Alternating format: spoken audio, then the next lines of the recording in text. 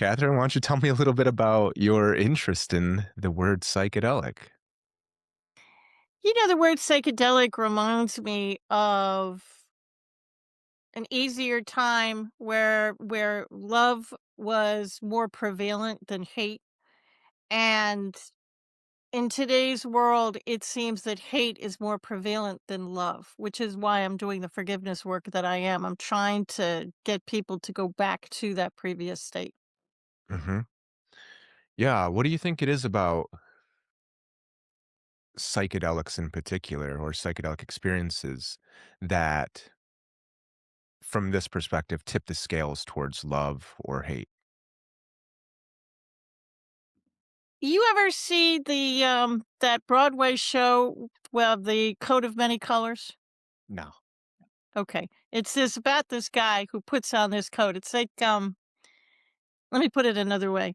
It's like everybody has a coat on that's not really them, and it's a coat that society has put on and their teachers have put on, and things they've read in social media and Facebook, and I should be this, and I should be that, and I should be thinner, and I should be taller, and I should be blonder, I should be younger. There's one. And I think the thing about forgiveness and the thing about the psychedelics is it takes that out. It turns you into your authentic self. Hmm. Yeah. I always look at, so it turns you into your authentic self. That's an interesting way of looking at it. I've always looked at it as it helps you recover, but slight Yeah? nuance there. It because you've think about it. When you were a little kidlet, like 1, 2, 3, 4, 5. You were your authentic self. Hmm. You thought it, you said it. This was you. And then society came in and school came in and wanting to fit in with the cool kids came in. So your authenticism kind of went by the wayside because you were trying to squeeze yourself into a box that didn't fit. I was bullied in school, badly bullied, tried to commit suicide in the 8th grade because I was different and people noticed I was different. So after my friend pulled me out, I stifled my authentic self and my intuition and I just tried to squeeze myself into these boxes that society wanted to put me in Yeah. until it got so uncomfortable that I stopped. Hmm. Yeah, those are all very important. The society, the schools, the teachers, and there's one very important dynamic that happens before all of those that suppresses our authentic self. Let me ask you a question, Catherine. When that happened to you when you were in eighth grade, who'd you talk to about it? I I have gone on record many, many times and on many podcasts saying Yeah. that it really only takes one person to Yeah. pull you out. I had a friend and she is a vascular surgeon today Hmm. and has saved thousands of lives, literally. I was the first one. She was my best friend and I'm very into this is actually a true story. I'm very intuitive and one night I thought, nobody would care if I decided to just leave. I Hmm. legitimately didn't think anybody would care. Yeah. So I went and got my mother's bottle of aspirin, and she had one of those, and this was like 1974, not that I know the exact date. And it was one of those big family bottles of aspirin. So I must have put like 500 aspirin on my desk. May not have killed me. I was only 13. Didn't know that at the time. And I laid them out in rows on my desk and I stared at them and all of a sudden I hear in my head, call Vivian. Not exactly a weird thing for me to hear because we talked every day. But I couldn't get it out of my head. Call Vivian, call Vivian, call Vivian. And it kept repeating. And I thought, okay, to shut the voice up, because I wasn't sure what it was, just thought it was me talking to me. I actually went to the hall because we didn't have technology back then, remember? And I Mhm. got the whole telephone and I pulled a long cord into my bedroom and she talked me out of it. And then went to her house. We talked through the night. Wow. Um, that voice saved my life. It was the first of 3 times that voice saved my life, not that I'm counting particularly. Who is that voice? That voice is your intuition, it's your higher self. You can call it God, you can call it Tom, Dick, Harry, or Sue. I don't care what you call it, but it's your intuition. 10 out of 10 humans on the planet are intuitive. There's possibly 25, and I researched this, there's 25 ways humans hear their intuition. I actually only write and talk about 5. But Every single person on the planet, everybody listening to this broadcast is intuitive. And the thing about intuition is when you're angry, when you're living in your self-talk, which is horrible. When you're living in the past and you're angry at people, it actually puts a wall, like a lead wall around you, and it'll block your intuition. So if you're trying to be more intuitive, you're trying to be more authentic, you're trying to better yourself and eat better and live better, forgiving people in your past is actually going to unblock your intuition so you can hear the other side better. Yeah. And that's very important. I want to get into that in just a second, but we were touching on the areas of how people become disconnected. Oh, yeah. And here when I asked you who'd you talk to about this One friend. situation, you had a friend, One. colleague, Yep. your age, right?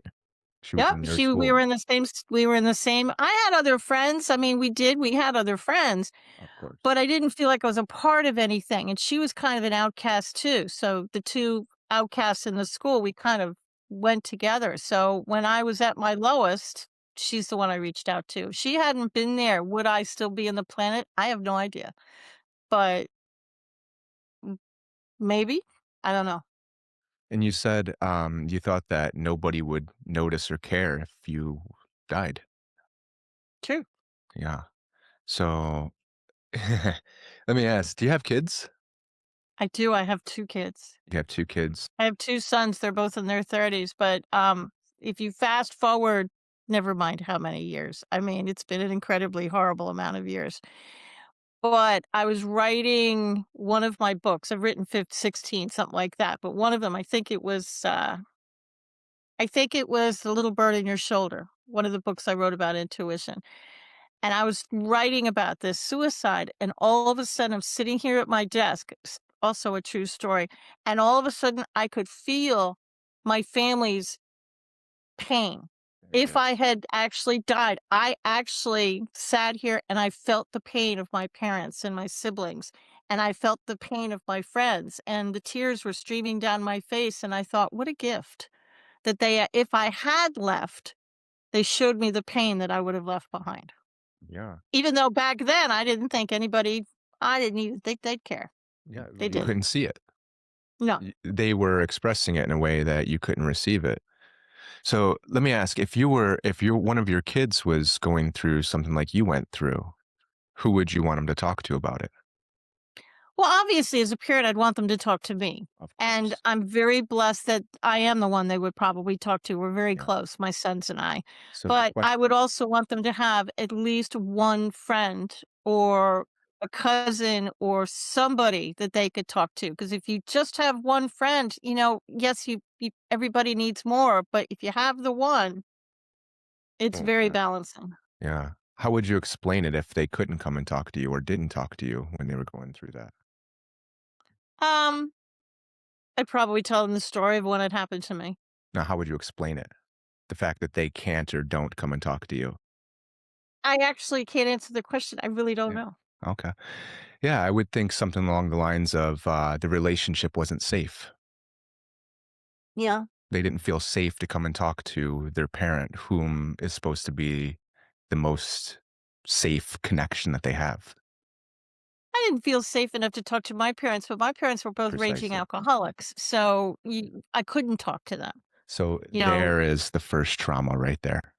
Yeah. Oh, yeah, there was fun. Before society, before the teachers, before the all the other suppressions, here's the first one is being myself isn't safe around raging alcoholics. You wouldn't call my family functional. Yeah, there's not a lot of functional families these days, especially in our We have culture. we have a joke, and my older son jokes about it all the time because he was raised in a, well, I like to say functional relationship, and so he's joking for years that he's gonna be in the psychiatrist chair because he was raised in a functional house and he couldn't get away from his parents, and they listened to me, and, he has a whole bit, and it's absolutely hysterical funny. Okay. Well, this is getting good. So you grew up in a dysfunctional family, we could say. You didn't have a safe relationship with your Could have been. parents. Say that again? I could have been, but I've been sober for 35 years.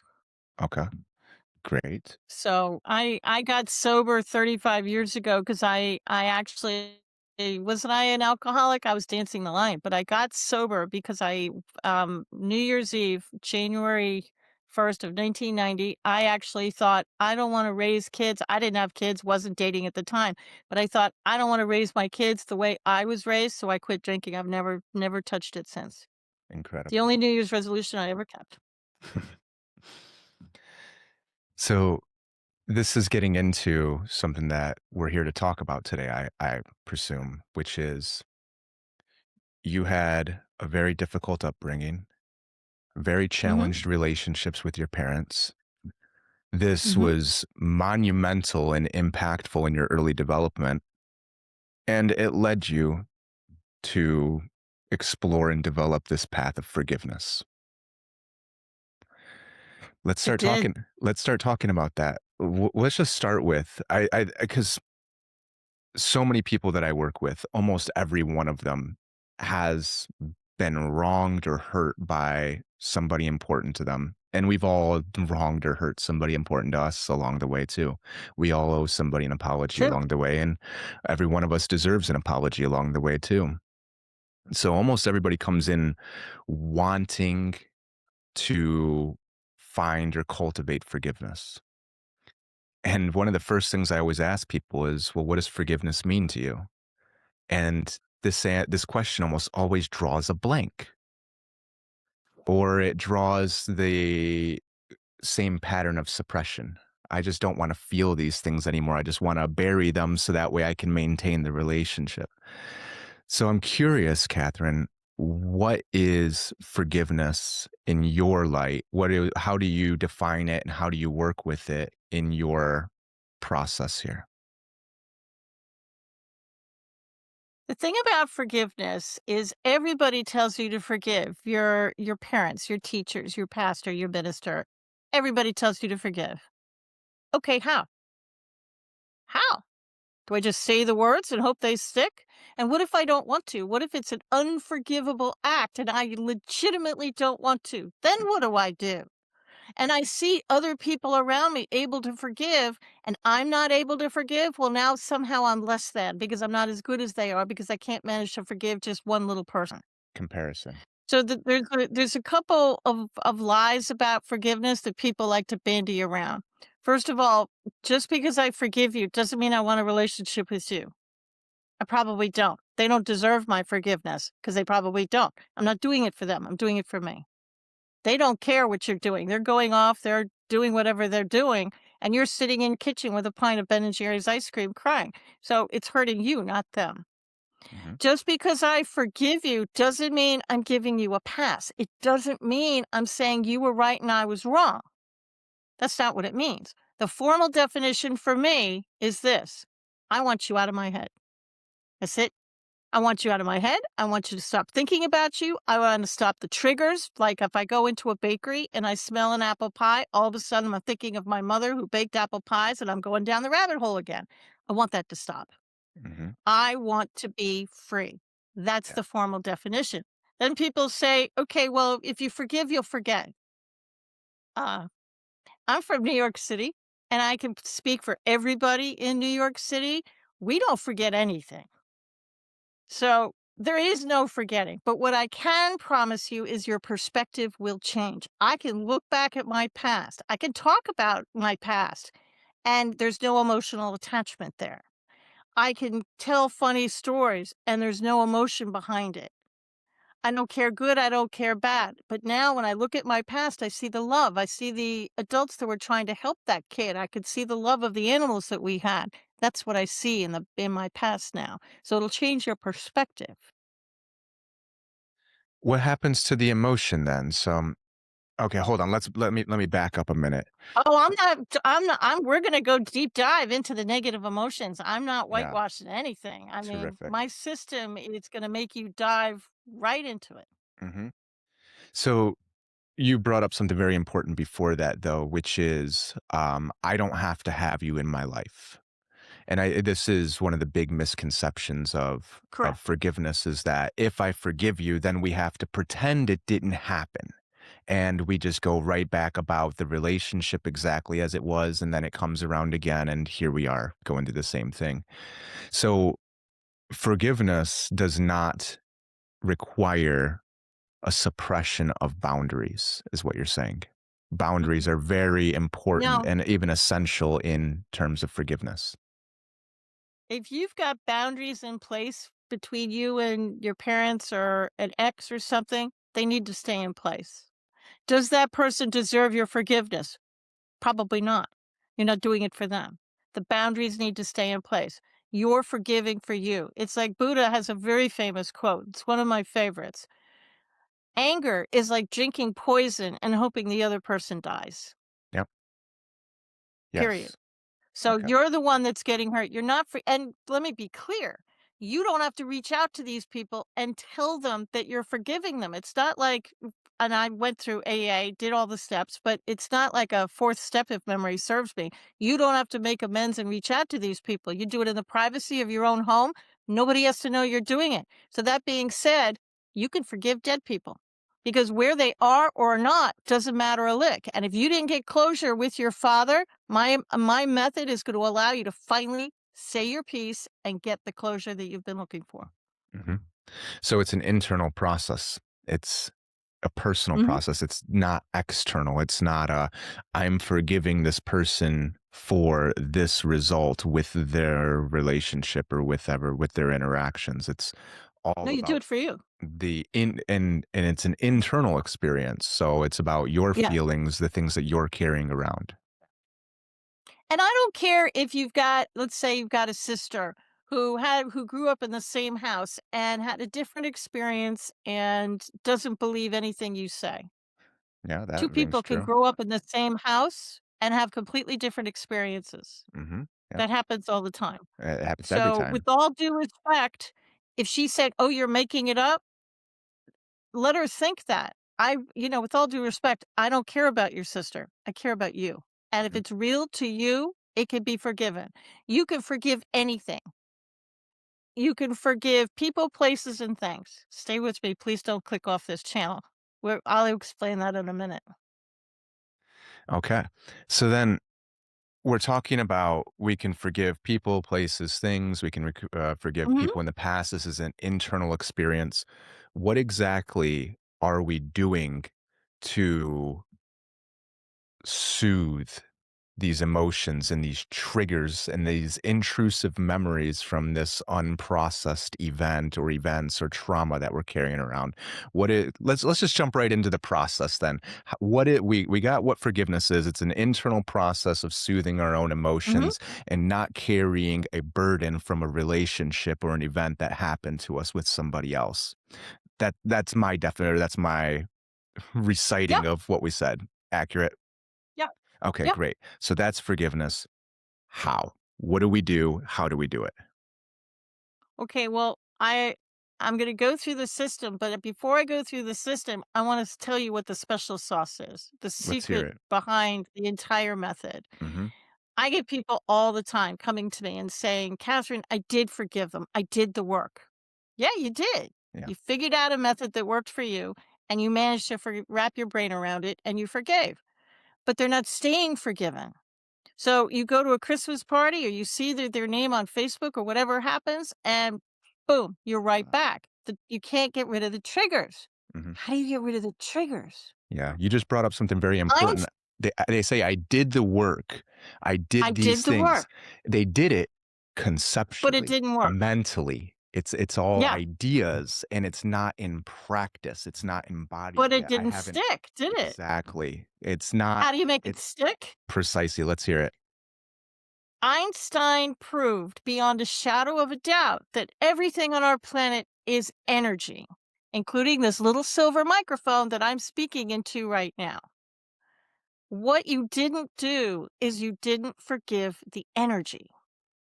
See, and I'm the only crazy person on the planet that thinks this. When you get angry, what do you think happens? It leaves your mouth and it just dissipates nicely into the universe, into the air.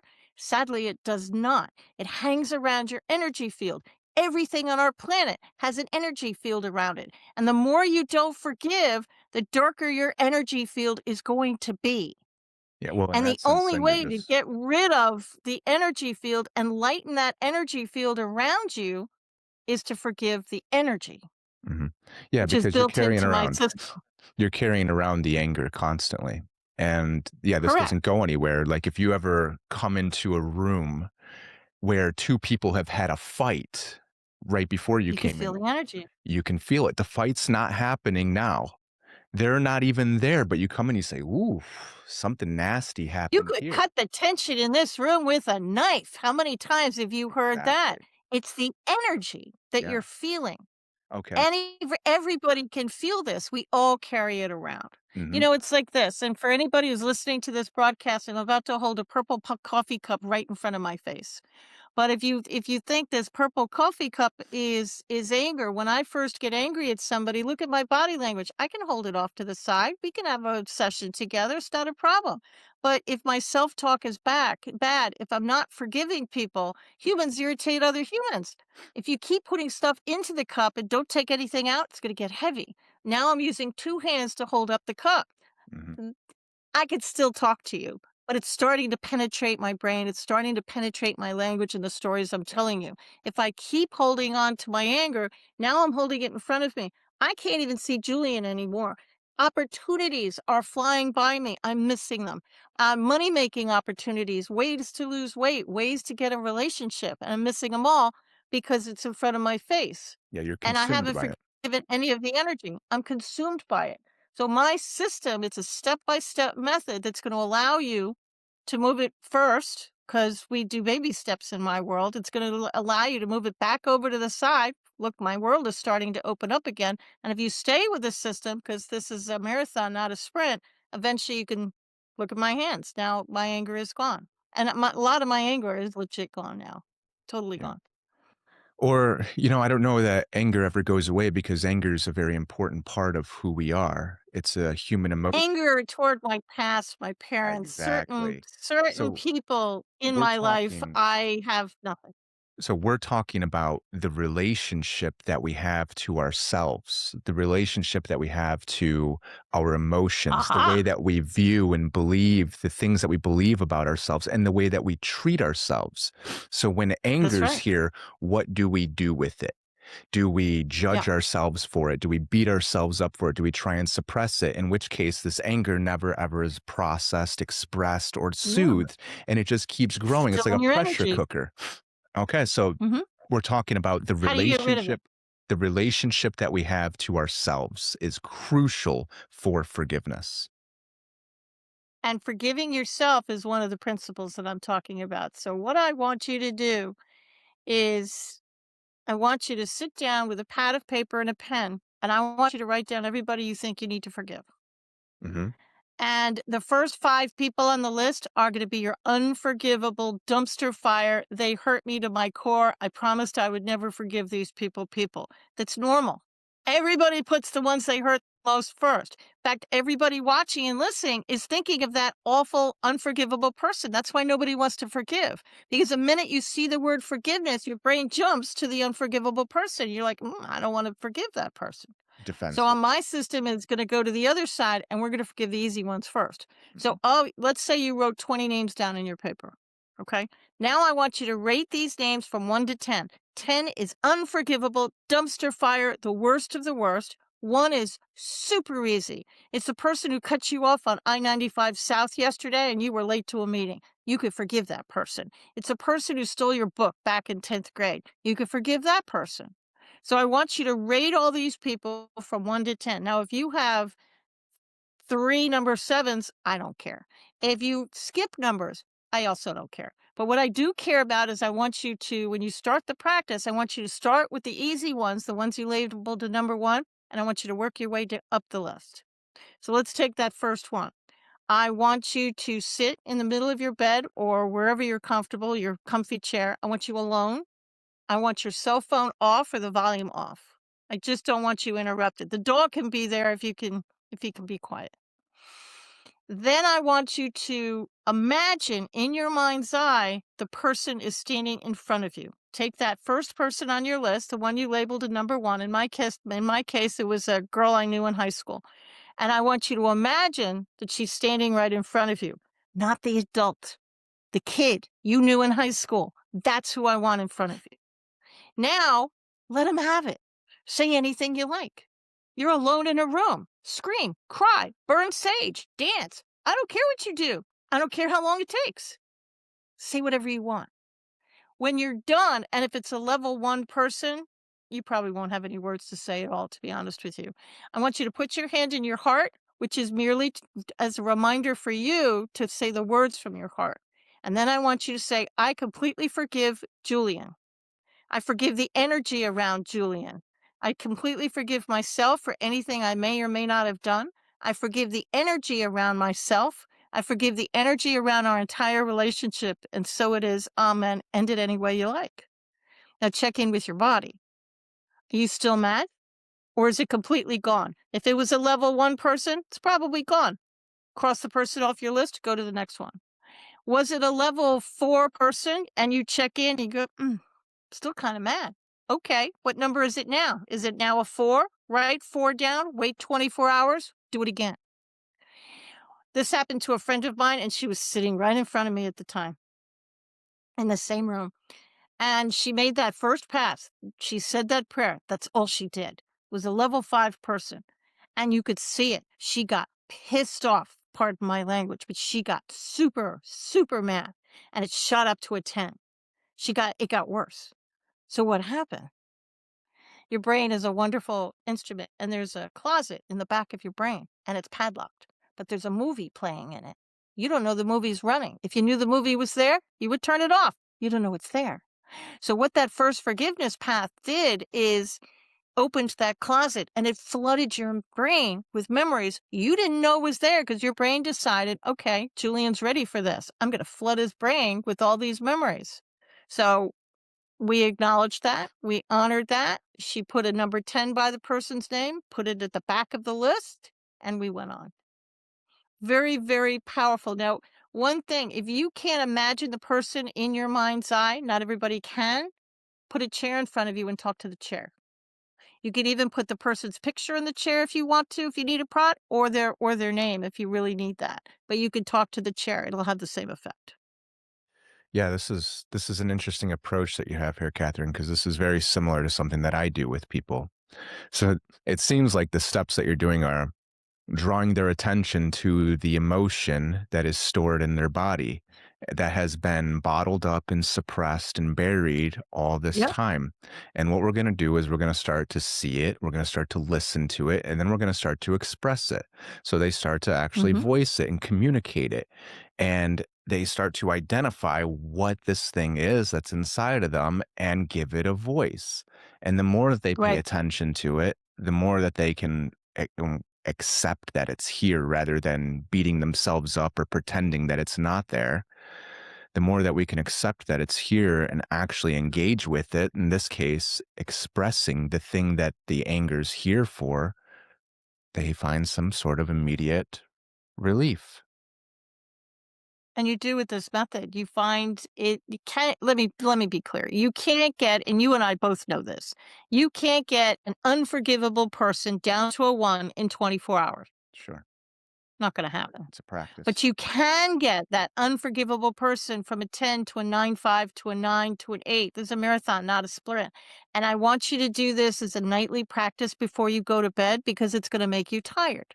Yeah. There's science behind that. There was a study done in Japan called the Japanese Water Study called by Masumoto. I could never remember that name, that guy's name. But if you Google Japanese water study, it's right on the first page. And in the interest of time, I'll say it lightning fast. He took two containers of water. One container of water, all he did was talk to it, said beautiful words to it. The other container of water, hate. The most hateful things you can say to a person, he said to that container of water. He then froze the water, put it under a microscope. The pictures are online, they're fascinating. The water that he spoke love to had these gorgeous, gorgeous formations like snowflakes. The water he spoke hate to had these malformations that looked black and diseased and sick, right? Why am I telling you this? The human body is over 95% water. So when your self-talk is bad, when you're holding anger tightly into your being, this is why they say stress kills. Because what do you think you're doing to the water cells within your own body? You're literally making yourself sick from the inside out. So when you do this practice, your body is going to want to expel all of those old cells. Hmm. Your body heals itself when it's sleeping. So if you only do like 2 to 5 a night, if you're doing an 8, 9, or 10 level person, I actually only want you to do 1 because I made myself sick once because I did 50. Don't be me. I'm an overachiever. I spent 3 days in bed with what everybody thought was a stomach flu. It was not. It was I forgave too many people, and those water cells, my body needed to take 3 days to expel all the dark energy, if you will. The Native American Indians taught that to me. It's called energy sickness. It's very real, but only do a few a night, and I pair this with my gratitude. I will think of the 3 things I'm most grateful for every day, and it could be that I'm grateful that coffee is on the planet as is a thing. We have days like that. But think of the 3 things that you're most grateful for, and then I want you to do your forgiveness, no more than 5 per sitting or 1, 8, 9, or 10, and then go to sleep. This way you won't make yourself sick.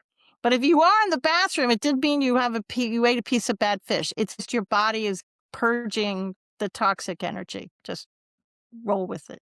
Yeah. Yeah, I and can't even say that any politer. I did try. yeah. Even if we just look at it from like a physiological level, when you're angry, your body has a physiological response. It produces chemicals like Right, cortisol, adrenaline, histamines. And when this is really good for your body in the short term when you need to get ready for a fight or you need to get ready to run, having that production is fantastic. But when it's chronic, right. when it's constantly pumping through your body, it has very negative adverse effects. And so, yeah, this stores up in your body, and whether we're talking about the energy, the chemicals, the emotion that's in your body, is what I find is the more that this is stored up, like this pressure cooker here, eventually it comes bursting out the seams. And it usually It comes does. out onto the people who are closest to us, the people who we absolutely don't want to hurt.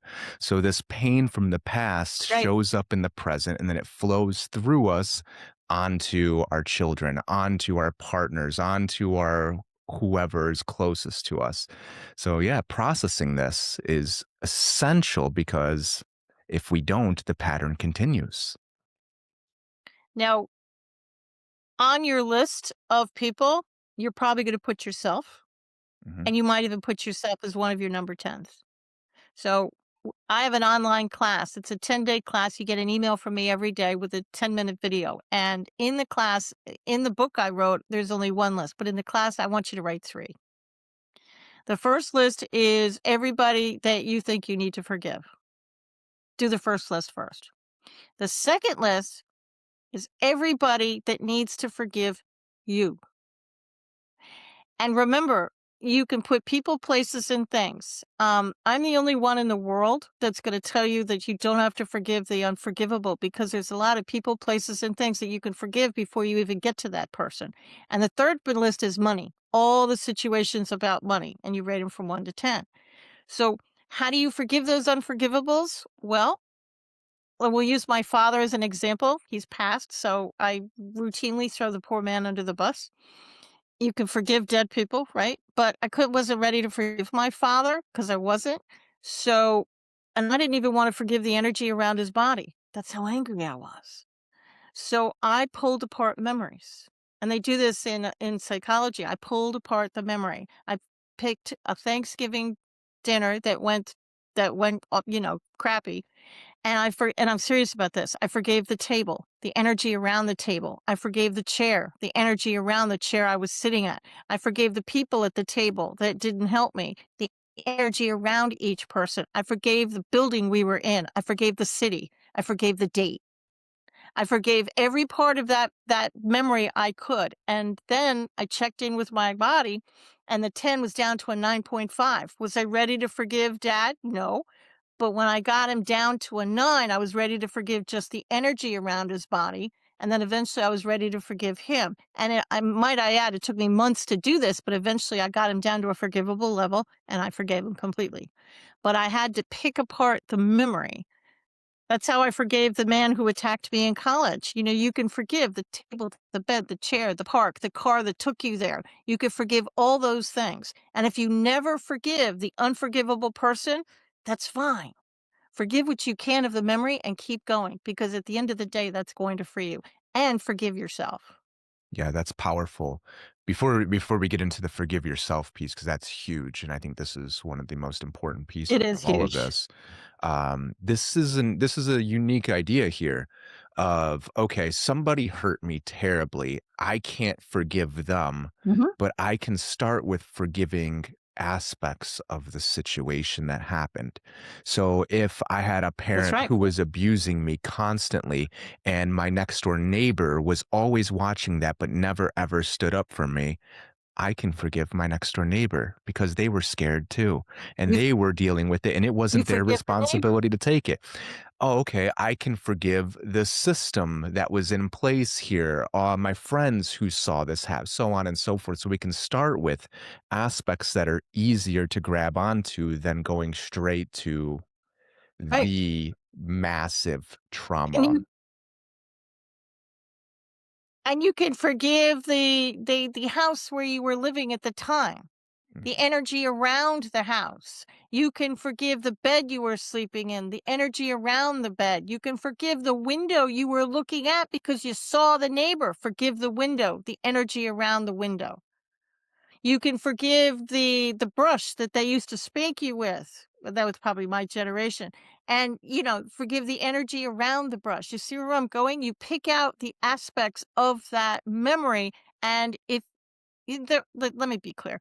There are people in this world that are unforgivable, without a doubt. There might be a unicorn person on the planet that can forgive that person. I'm not your girl, but maybe there is. But you can forgive so many other aspects of that memory, including yourself, which is the most important, that it's going to lose its power over you. So you're not going to be thinking about it all the time, and you can actually start living your life. Perfect.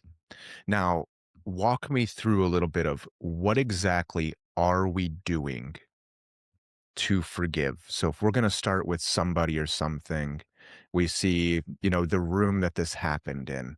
What is the Right. process? What is the practice that you're teaching people to do with the thing or person that we're forgiving? Okay, let's take an unforgivable. Let's take the time I was attacked in college because it's extreme and it was awful. And a lot of women have gone through this. So I did my lists. I did the lists. I did the list for my, forgive myself. I did the list for money, which is all the situations about money, my parents' attitude toward money, that apartment I had to take, the job I didn't want, that kind of thing. And I forgave all that. But the unforgivables, that's special. It's hurtful. So I wrote down on a piece of paper everything I could think of in regards to that one memory. I wrote down I was living in a dorm. I wrote down the bed, the hallway I walked down. I wrote down the college where I was at the time. I wrote down the year. I could probably pick it out if I really thought about it, but I actually knew the year back then. I don't anymore, but I did. It was in the 80s sometime. And I wrote down what he was wearing. I wrote down the fact that he had glasses. I wrote down the window that was in that dorm room. I wrote down every single solitary thing I could think of. And then I Memory. slowly forgave each one and the energy around each one. Okay. Terrific. Hold on. And Hold on that one second. got Hold the on one 10 second. down to a 9. Hold on one second. We're moving Hmm? a little quick and we're glossing over. So we started with taking an inventory of the memories. Yep. And then we're going to forgive those memories, but what are we doing with these memories to forgive them? It's the mantra that I told you. Huh? And I'm actually serious. I completely forgive the bed. I forgive the energy around the bed. I forgive myself, the energy around myself. I forgive the energy around this entire thing. I forgive the energy around the relationship. I forgive all the energy in regard, well, however you want to word it. And I'm doing that for every single thing, which is why this process is a marathon, not a sprint. It takes a while. And then I checked in with my body and I didn't do everything on my paper. I picked out 5 major things in the room or in the dorm, and I forgave those, and then I checked in with my body. Was I still mad? You betcha. Was it still a 10? Uh-huh. So I kept going. I waited 24 hours and I did it again. And I picked out 5 different things. And then when I finally checked in with my body and I thought, well, it's not a 9, but it's 9.5, winner, winner, the dial moved. I was stunned when I figured this out. The dial moved. I went from a 10 to a 9.5, but I still hadn't forgiven the guy. Mhm. Have I forgiven the guy? Yeah, eventually it took me a long time. When you're doing this, when you're saying, "I forgave the bed, I forgave the hallway," Mhm. is this the practice that you were talking earlier of paying attention to the emotion that you feel to it and then Right. voicing the emotion? So you're Yes. expressing the anger, the fear, the hatred, whatever it is that you're feeling, you're expressing the emotion. Is this the core of the forgiveness that we're talking about? It is, and you're gonna feel it in a part of your body. A lot of times when somebody's in the personal session with me, I will ask them, "Where in your body are you feeling this?" And Yeah, they'll there's say, hot "My spots. head." There are hot spots. They'll say my head, my solar plexus, it's usually my stomach personally, but, so I'll have them put their hand in their stomach, and then I'll have them go through the forgiveness routine again. But we're pulling apart the memory, these painful memories. But let me be clear, and I can't say it enough, you don't have to forgive the unforgivable person if Yeah. you don't want to. And you don't have to do it all But at once. forgiving yourself, aha, forgiving yourself, now that's something I'm passionate about because everybody, every woman, "Well, you must have been wearing something. You must have done something." Everybody has that. So I need you to forgive you. I need you to forgive yourself for if you're a paramedic, you couldn't save that person. I need you to forgive that. If you're in the military, you had to shoot somebody. I need you to forgive yourself. There are some awful stories out there, and this method is one way you can forgive yourself and bring yourself peace. Terrific. So let's move into the self forgiveness. This is a massive part of any type of healing journey. When we were talking earlier about recovering your authentic self, this right here, this self blame, the anger directed towards yourself, the shame is usually one of the big barriers that are keeping us disconnected from ourselves. Yep, And shame is awful. I find that it's a survival mechanism, it's a defense. When we're going through trauma as children, which is where all of this originates from, there's only a couple ways that we can make sense of the things that are happening. We could say that the people who are caring for us just aren't up to the job. They're not qualified, they're not capable, they're not willing, they're not able. In other words, I'm not safe. And Right. there's not a lot of flexibility in terms of navigate that environment. So then another option comes around which says, well, my parents, caregivers, all of them, they are capable, they are willing, they are able. The problem is I'm not good enough to receive it. So if I could be good enough, then I will be safe. Then I'll get my connections. Then I'll get the things that I want. And this fundamental self-criticism, this self-evaluation, this I'm not good enough belief becomes one, the source of something that saves us in the moment. It provides us some sort of Yep. short term relief that gets us through that initial situation, but it becomes a source of great suffering all throughout life. And when we continue those same types of patterns, then we become very critical of ourselves. Well, I did the thing wrong. I couldn't save the person. I couldn't do this thing. I couldn't get the thing that I needed, which was approval. And we're always withholding it from ourselves. I said all the words, I did all the stuff, I did all the things, and I'm still here. Yeah, Perfect. totally get it. So let's walk through the process. Let's be as tangible about what exactly we do in terms of working with ourselves here. I think this will be really good. So my system for forgiving yourself is the same as forgiving other people. I want you to be alone in a room, and I want you to get a pad of paper and a pen or your laptop, I actually don't care. And I want you to start writing down all the people that you think need to forgive you. And this includes events. It includes places, it includes people, it could include animals. Everything you kicked yourself for, things you might not have done. Okay, well, maybe you forgot to do something for your mother. Put a name to that event, put it on your paper. Maybe it's you kicked a dog and you didn't mean to. Write down the dog I kicked. I want you to write down people, places, and things, and the first few are gonna be the really I will never forgive myself for this ones, but that's fine, keep going. And don't limit yourself, don't judge the list. If you write it down, fine. If you don't remember it, you write down a little red wagon, okay, then maybe that little red wagon needs to forgive you for something. Don't judge the list. Put it on your list. Obviously, that would be a number 1. Then I want you to label each event, person, or place between 1 and I want you to give them a number between 1 and 10. 10 is unforgivable. And then, as before, I want you to start with the number ones, and I want you to slowly work your way up the list. And when you get to those higher numbers, you're going to have to pick apart the memory. Especially that one thing you will never forgive yourself for, I need you to write down every part of that memory you can, the table, the chair, the bed, the whatever happened. I didn't have the right medicine. We didn't get the I was driving the ambulance and we couldn't drive fast enough. Forgive the red lights. Forgive the cars around you. Forgive the ambulance itself. Forgive the guy in the back who was doing his best. You can forgive all the other parts of the memory. And eventually you'll be able to dial it back so you can forgive yourself. Okay. So we're taking an inventory, the list, and We are. perhaps something to be very conscious of is we want to look at the situation exactly as it was, not how we wished it would have been. Since Exactly. since we're It's like dealing with before, I ourselves. wanted to see the kid from high school, not the adult now. I want you and, our memories, we're gonna cloud it and, our memories are kind of faulty, but write down the memory as best as you c remember from the original. Don't Yeah. color between the lines.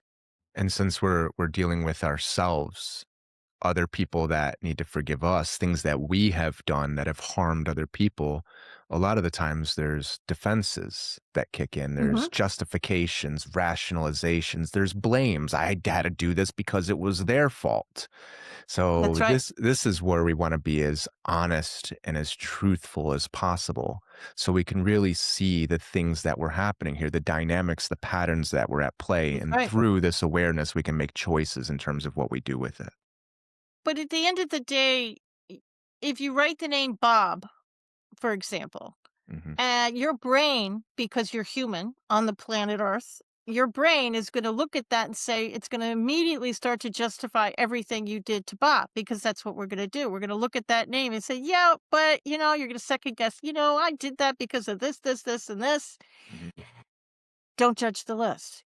If you write down the name Bob, keep going. Yeah, judgment. Don't dive too much into the justifications. You wrote the name Bob down because you need Bob to forgive you, period.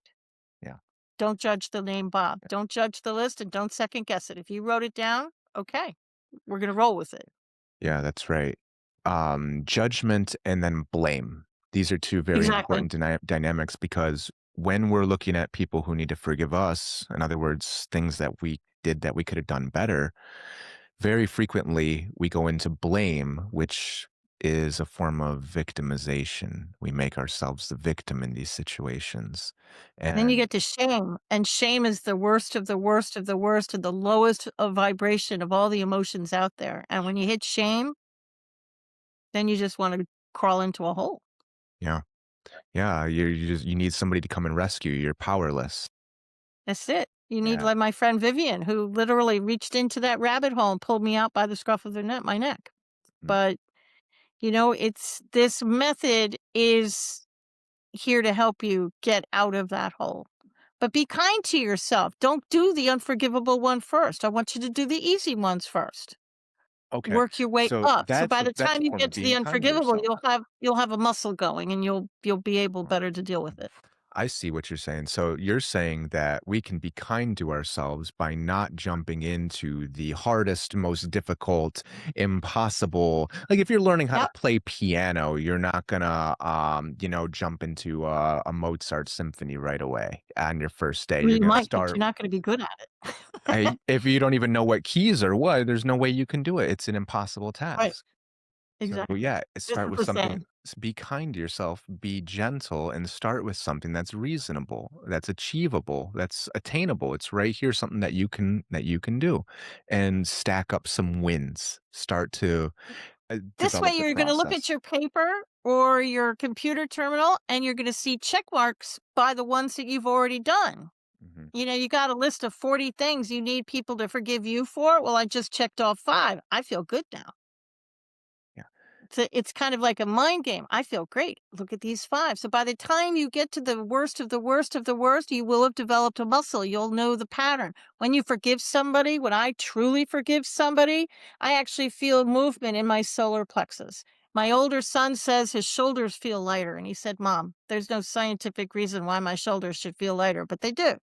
yeah, And other people get really tired. You know you've forgiven somebody when I can look at the name Julian, just to throw you under the bus, and I have no emotional reaction. I don't care good. I don't care bad. I literally don't care. That's how you know you're forgiven. It happened to an old business partner of mine. We had a falling out. She was a 10, blah, blah, blah. The story doesn't matter. I was on social media, probably Facebook, I can't remember, and I saw her name because it was her birthday, and I didn't care. And I was sitting right here at this desk and I thought, wait a minute, I don't care. Brilliant. That's what I'm looking for. I'm looking for I don't care neutrality. That's yeah. when you know you're free. And the way that we get there is we have processed the Yep. pain that It we goes carry around. Well, So that's this the is process. That's why I want you to talk to the person in the privacy of your own home because now it's allowing you to get out all the anger and all the hatred and anything you else you want to say. You're not holding all those negative emotions. If you feel shame, tell the person in front of you or talk to a chair. I don't want you holding on to those negative emotions. I want you to get it out. yeah. Scream if you have to. And this is something we want to be very careful about. And this is where we don't have to be strong, independent, and do everything on our own. This is where having Mm-mm. somebody to help us go through this is essential, because when we start pulling these emotions that are out, we can very easily get caught into the Sure. repetitive loop of ruminating and dwelling and, oh, I'm just so angry at this person. And it just keeps going and round and round. We're not actually processing it, we're not soothing it. There's no resolution. We're just fueling it. And I think a lot of people, and I certainly have gotten stuck in that trap for a long period of time, Oh, me um, too. of constantly dwelling and ruminating on this thing.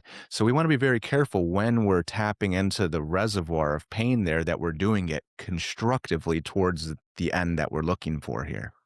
This process is brilliant to do with a partner or a friend. I only have a few PSAs on that. First of all, if you're doing it with your partner, I need them to give you complete respect and privacy, and they're not going to post it on social media. Guess what Julian just said to me? You They need need to safety. respect your privacy. It needs to be safe. It needs to be a safe person. Then my next PSA is please make sure their name is not on one of your lists Mhm. because that could get awkward real fast. Yes. And if their name is on your list somewhere, with all due respect, may I suggest you forgive them before you do the ugly ones and you bring them into the room. And they're going to want to do the process too. So this is an absolutely brilliant thing to do between two people for the exact reasons you outlined. Just make sure you're safe. They're not going to spill, your deepest, darkest skeletons to the neighbors, and they're not on one of your lists. Yeah. Those are all really important. We could just really keep it clean too. There's lots of professionals out there who can Yeah. probably help a lot better than your partner or your friend. It's great if you have the relationship where you can work through these things and they can help, but it's also not their job most of the time. So, Most of the time, but if you yeah. have a friend who wants to go through this system as well, you could team up and do it together. Yes, precisely. And even there, we still want to be very careful, we don't want the blind leading the blind in these situations, to use I could have used a Probably better not. analogy there, but again, we don't have to be strong and independent and do everything on our own, which is usually a belief that comes from I'm not good enough, is then I have to figure everything out on my own. There's lots of people you can help, I can help. There's lots of people who can help people go through this. If And you only wanna do the 3 lists and do everybody who you've rated between a 1 and a 5 on all 3 lists, that's gonna open your life up immensely. Mhm. And I know many people that just stop there because they just can't bring themselves to go any further, and that's fine. Be good to yourself. Forgiving all those people between 1 and 5 is brilliant. It's gonna make you breathe easier, it's gonna Yeah. allow you to live your life better. A tremendous relief. Oh, huge relief, and you're only forgiving the people that are 1 through 5s, the easy ones. We haven't even gotten into the dark ones yet, so yeah, Mhm. 100% it's gonna help. You said something earlier, Catherine, that I wanna bring up, while we have time here, which I think is really important. When we start tapping into these emotions and we start picking apart these memories, a lot of the times I find that a lot of things are disconnected or blocked off, and it's this defense mechanism that when we went through the pain, our way of dealing with it was to disconnect and shut it out. But the more That's that we right. reconnect with it, the more safety that we build with those things, the more that we build the ability to navigate or process the pain that's in there, the more of that stored up pain starts to reveal itself. And it starts to come out more for us to work with. And sometimes that can be a bit shocking and overwhelming for people. And a lot of times it's the goal. So this is something, yeah. What do you see this a lot too when you're working with people? I do, and it's like that what I was talking about, that movie playing in the back of people's heads and behind a locked door in their brain, because your brain's gonna protect you, and if it doesn't think you can handle something, it's gonna lock it away. So once you make the passes, those first few passes, your brain just might flood you with memories you didn't know were there. Stay with it, breathe, write down the memories, and then even start a second list and just rate them from 1 to 10 and just go through the memories. But as you do this process, you're going to have more memories that you've forgotten. So the question I get asked all the time is, well, you've been doing this for 20 years. Surely you're done. You're gonna hate my answer. You're never gonna be done. Humans irritate other humans, and there's always somebody to forgive. You can forgive anything. You can forgive the war in the Middle East. You can forgive politicians, not going there. You can forgive anything on CNN or anything in your life. And if it's pissing you off, to be blunt, it can be forgiven. It's just a matter of what you label it between a 1 and a 10. If it's tripping you up, you can forgive it. So are we done? No, because once you've done your past and your childhood, because family really messes you up, doesn't it? Once you've done your past, then life is probably going to start irritating you. And it's a continuous process. I don't do it every night every more anymore because I've been doing it for so long, but I do it at least a couple times a week, 100%. Yeah. Well, we adapt when we go through the pain as children, and those adaptations become patterns, and we keep finding ourselves in them or in some level of them all throughout Sure. life. So, yeah, and I think this is really important. Every person that comes to me, almost every single person that I've worked with on some level or another had some idea that working with me was either going to fix or get rid of the thing that they wanted, and then they were going to be good. All they needed to do was this short duration of working with me and then boom, it's fixed. And I always tell them that is not the case. What we're doing is we're building I a wish it was. practice. Honestly, I don't know. I mean, it would be nice, yeah. And also, this seems to be a very important part of being alive I is mean, to you don't take, have a magic pill you can give people? Come on, Julian. I know yeah. you do. A little magic wand, that you wave. Well, kind of, we can develop accountability, responsibility, awareness, and Sure. we can make choices to do things. And that's what we're talking about here is building a practice. So all throughout The life, the we thing continue to the do thing ab that. the thing about people is, and I don't know why humans are like this, but we always look at the worst case things first. And that's why we don't want to fix ourselves, and that's Right. why we don't wanna forgive, because you're looking at the ugliest of the ugly, the unforgivable, and everybody does it. Yeah. So by taking people to the easy ones first, then it's like, "Oh, well, I can forgive that kid in high school. I Mhm. can do that." Yeah. But this is really, really, really powerful energy. It's like the law of gravity. It'll work whether you believe in it or not. The law of gravity, I can call the law of keeping Catherine on the ground. It doesn't care. It's still going to work. Well, I'm not good. I don't want to call it the law. I don't believe in the law of gravity. Still doesn't care. Here's a really quick true story that will stretch people's brains out just a little bit. I forgave my friend in high school. Hadn't talked to her in decades, multiple decades since the '70s. This happened about 20 years ago. And I did this practice, and then my kids were in soccer and football, and I was a busy, busy parent in those days, so I forgot about it. 2 hours later, true story, she calls me up on the phone. I hadn't talked to her in decades. And I'm a concierge trainer. I'm retired now, but I used to teach customer service. So my concierge training kicked in and I masked my emotions because my jaw dropped to the floor, to be honest. And we said all the things, made all the noises, said all the words, did all the stuff. But I'm a curious little bear. And I said, I have to know. After all these decades, why did you call me today? And she said, "You know the darndest thing. A figurine you gave me in school fell off my shelf, landed in the middle of my floor 2 hours ago," which was exactly when I was saying the mantra, "and I saw it and decided to give you a call." So if me saying a mantra almost 900 miles away, like a radio wave, causes a figurine in her room to fall on the floor, what do you think it's gonna do to your body? Yeah. Yeah, this system, this network of emotions and energy and relationship between people and people is much more complex than Oh, our yeah. very dull senses can perceive. We all pick this up at some point, just like that, where you're thinking of somebody, maybe you forgive them, maybe you're just thinking about them, and then boom, your phone rings, and they said, "Oh, I just thought of you," or you're sitting on a bus A and radio wave. you feel somebody staring at Mhm. you. um, a really cool researcher, Rupert Sheldrake, did a lot of research on this. Wrote a book called Dogs That Know When Their Owners Are Coming Home, for instance. Dogs who are completely attuned to their owner through the connection and the intention forming of coming home, the dog can pick up on it. So Oh, cool. there's so much going on. And really fast, they talk about this 100th monkey study where they had these islands where these monkeys were living, and they would take sweet potatoes that the monkeys loved and throw them in the sand, and then the monkeys wouldn't touch them. And then on one island, the adolescents learned how to wash the potatoes, wash the sand off. And after a certain threshold of the monkeys on that island started doing it, everywhere, the other monkeys start doing it. They do these types of studies everywhere. They give crossword puzzles in Australia in an isolated population and then secretly give them a crossword puzzle that had been circulated in England the day before, and their scores jump 20%. It's crazy, the interconnectivity Mhm. of living beings here.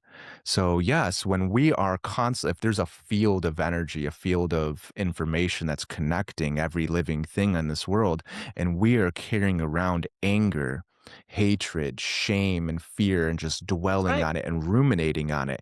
And don't get me wrong, there are forces that want that. There are Oh, yeah, you turn on 100%. the news and it's just everywhere. There is very They clear want you to there be scared. there's a force that is trying to pump that into that network. And it's all of our responsibility to be very conscious and aware, and to have agency and choice in terms of what we add to it and what we take from it. This is the world that we live in, and this is an area where we do have a lot of power.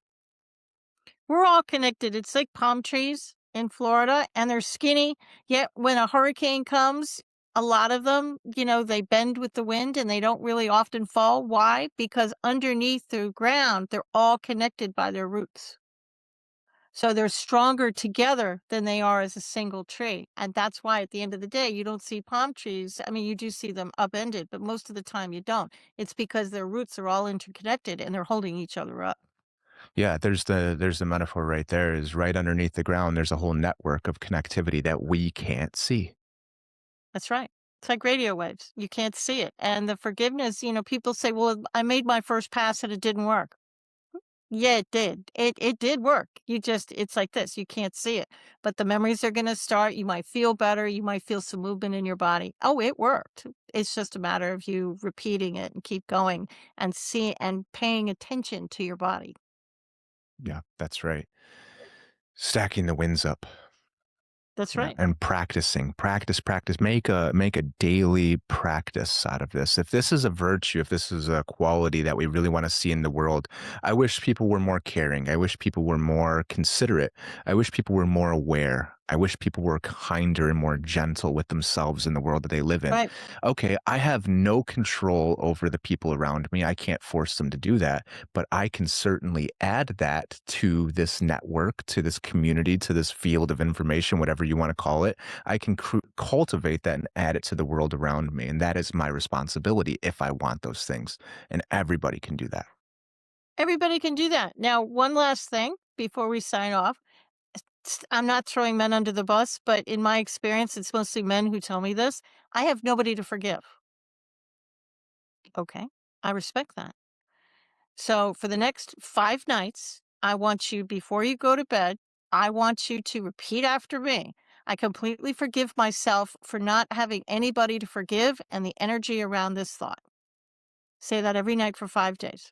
And sometime between the first night and the fifth, the closet's gonna open and memories are gonna start. You're gonna remember a story you saw on CNN that really made you mad. You're gonna remember that your Super Bowl team lost the Super Bowl, that made you mad. You're gonna start a tiny little list, and one thing is gonna lead to another. Yeah. We all have Yeah. something to forgive. Yeah. There's the disconnect right there. And yeah, Mhm. we can reconnect with it. Catherine, tell me, where can people find you if they want to pursue your workshop or find any of your work? You can go to my website, and my first name, thanks to my mother, is spelled a little bit odd. Thanks, Mom.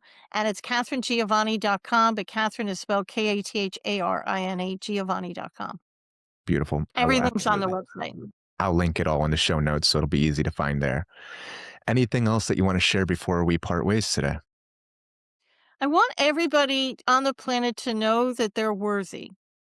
You're worthy to lead a life of love and prosperity. You're worthy enough to have a job that you love.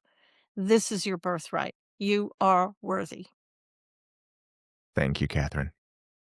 My pleasure. Thanks for having me.